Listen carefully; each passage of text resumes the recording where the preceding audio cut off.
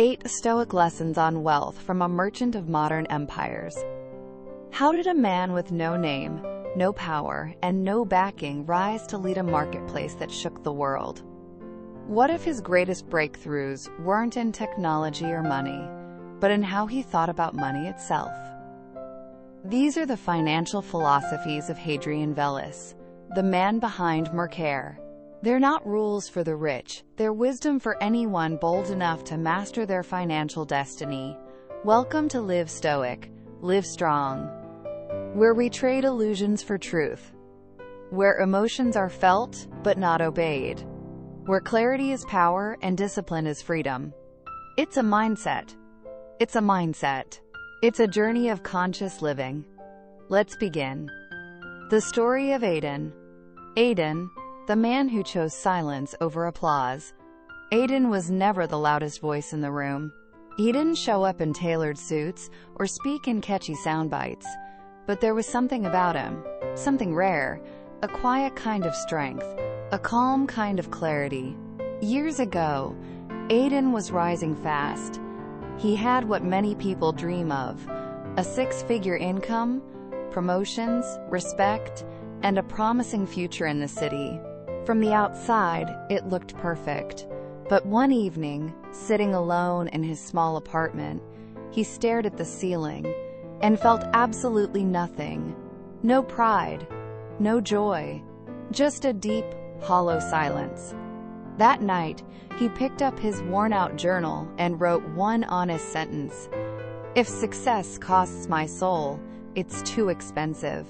The next morning, without a post, without a speech, without even a goodbye party, Hadrian quietly walked away. He left the noise behind and moved to a quiet coastal town. He took a simple job, nothing flashy, nothing special, and began again.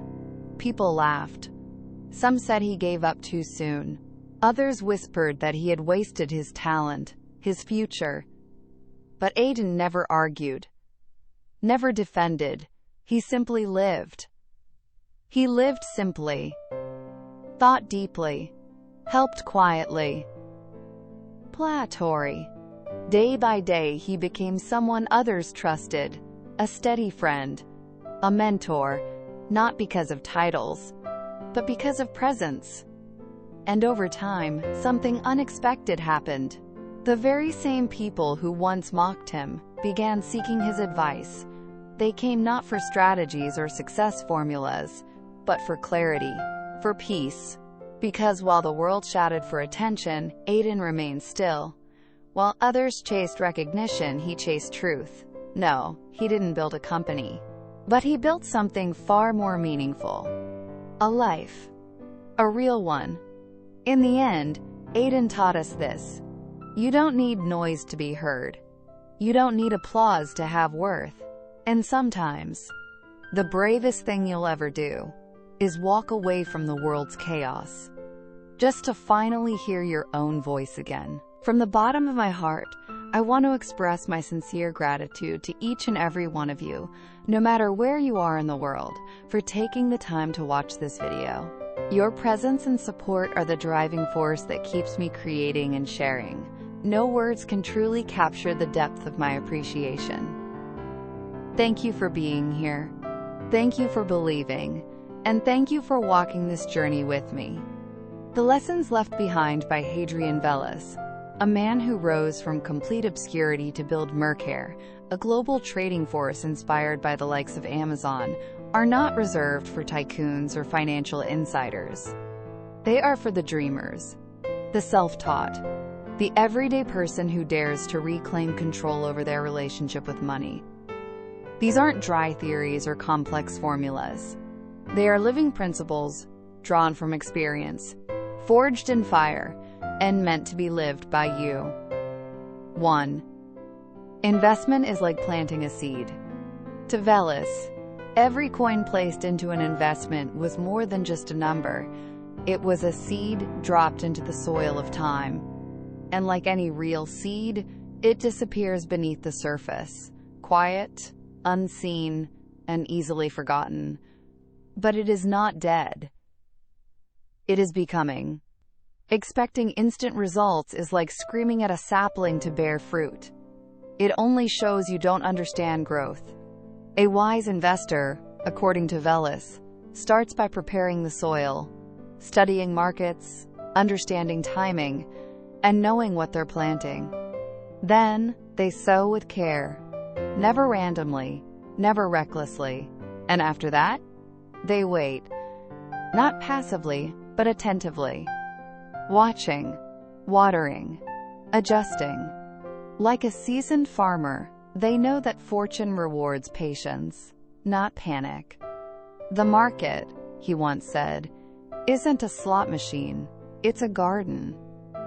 2. Make the right kind of decision the right way. Vellus offered a deceptively powerful framework for decisions, one that many overlook. There are only two kinds. Irreversible decisions, such as launching a business, quitting a job, buying property, must be made slowly, with deliberate thought and wise counsel. Once made, they cannot easily be undone. Reversible decisions, such as shifting a small investment, tweaking a saving strategy, or testing a new financial tool, require speed and confidence. Delay in these costs opportunity. Mabel. The trap most fall into? Confusing the two. Acting too fast when they should slow down, hesitating when they should leap. The result is chaos, rash mistakes or mischances. True wisdom, he taught, is not just about knowing what to do, but when and how to act.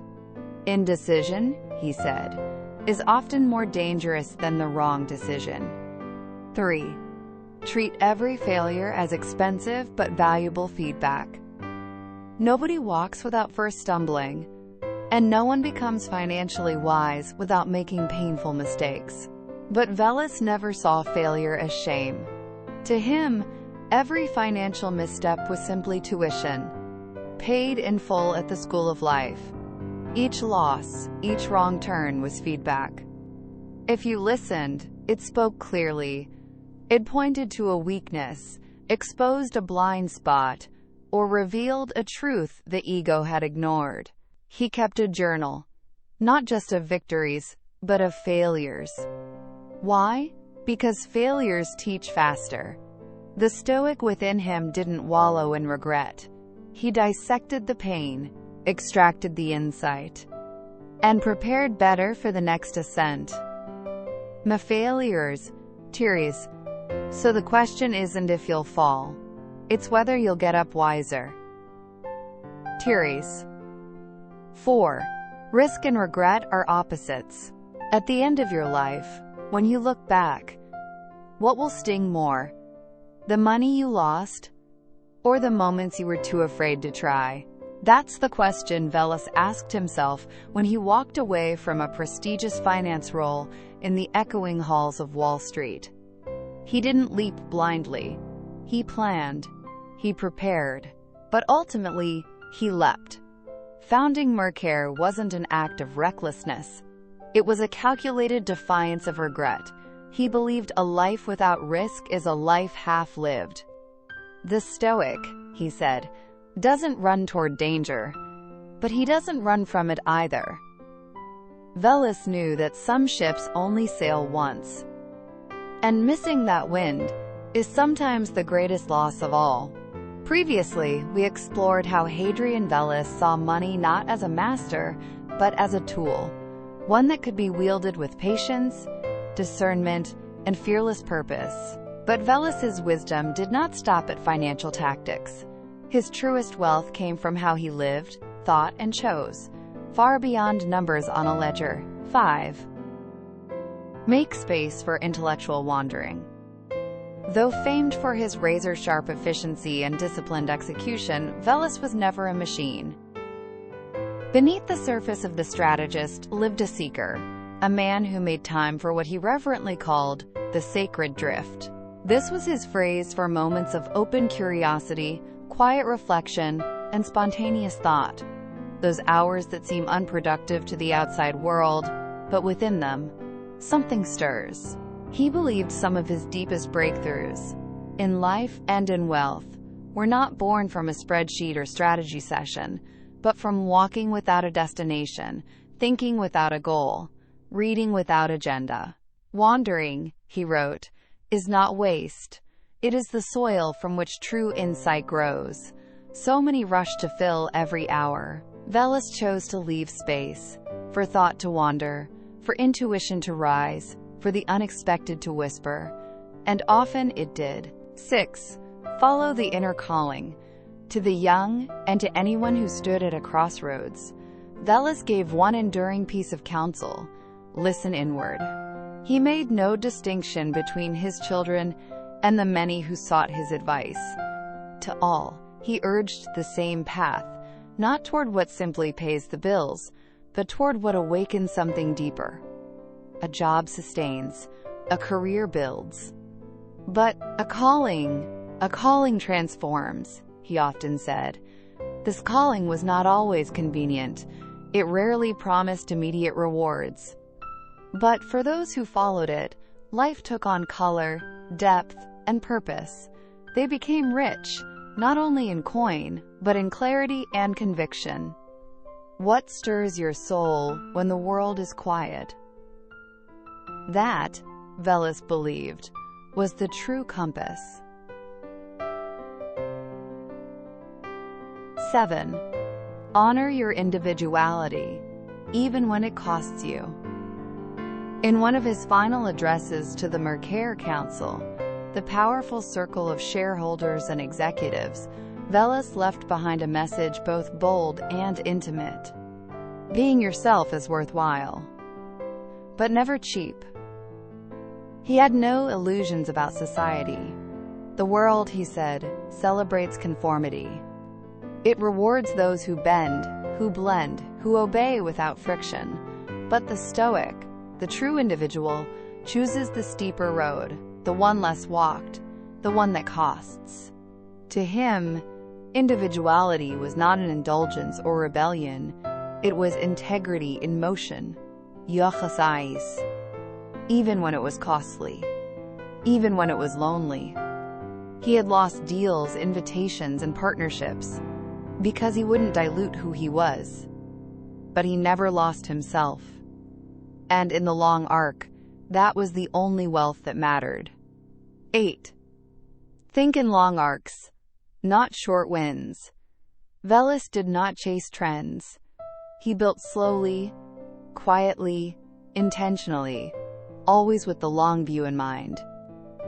Whether investing in emerging technologies like space travel, or anchoring digital roots that wouldn't bear fruit for years, he operated from a horizon the present could barely see.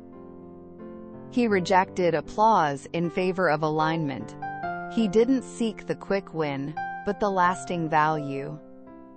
Choose today, he once wrote, with the future's needs in mind, not today's praise. In a world obsessed with speed, his choices were often misunderstood. But time, as always, revealed who was playing the short game and who was shaping a legacy. You were not born to chase applause, but to answer purpose. You were not made for comfort, but for clarity. And wealth? It's not what you hold, it's how you hold yourself. Walk steady. Think long. Thank you for your time. If an idea in this video touched you, let it settle in your heart. Each time you return, you might hear something new. Perhaps it will reach even deeper. Feel free to share your thoughts in the comments. I'd love to hear your story. See you in the next video, where we'll take another step together on this journey of inner discovery.